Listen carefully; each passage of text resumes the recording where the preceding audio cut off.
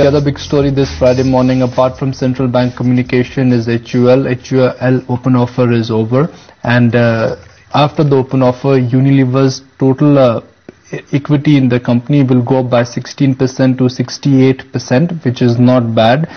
They may not get the desired 75% what they initially targeted, but 68% in such a market clearly means that they have got a very large ownership of their India subsidiary, which is HUL.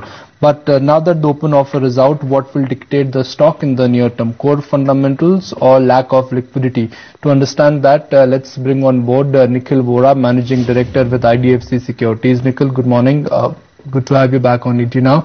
What are you reading into the number of shares that have been tendered, and what do you make of yesterday's price action in HUL? The stock closed at a historic high, which is 600 rupees per share. Well, I guess levers has been helped in an extremely strong manner by the way the market environment has been in the last month or so in India. So I think it just about perfectly fits in for levers where they've been able to significantly increase their stake, albeit not till 75%, but till closer to 68-69% through this offer.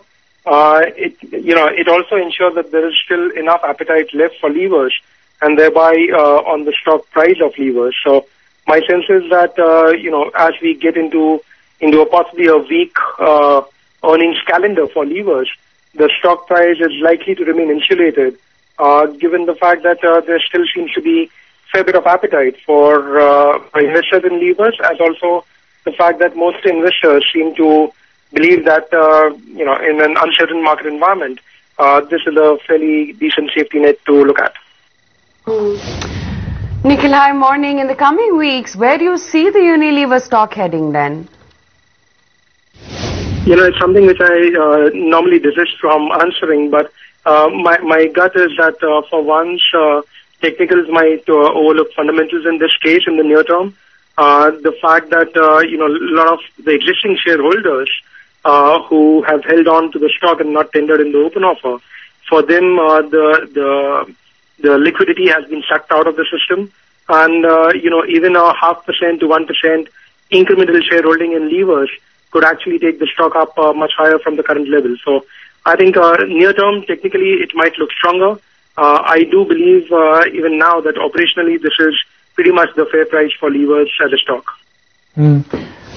Nikhil, to your mind, what is the probability that Unilever may actually increase or they may come back with a revised open offer, because they have not managed to increase their stake despite a juicy open offer to 75%?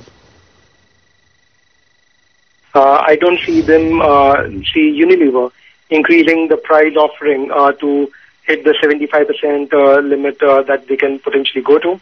I think this is an extremely strong level for levers to be in.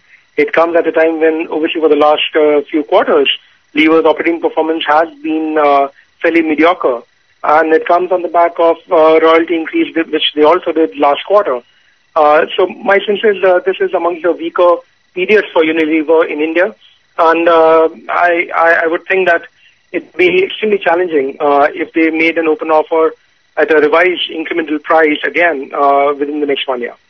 Nikhil, so considering that you do not see Unilever revising its open offer price upwards to garner more shares, is it fair to say that the stock will come under pressure then going forward?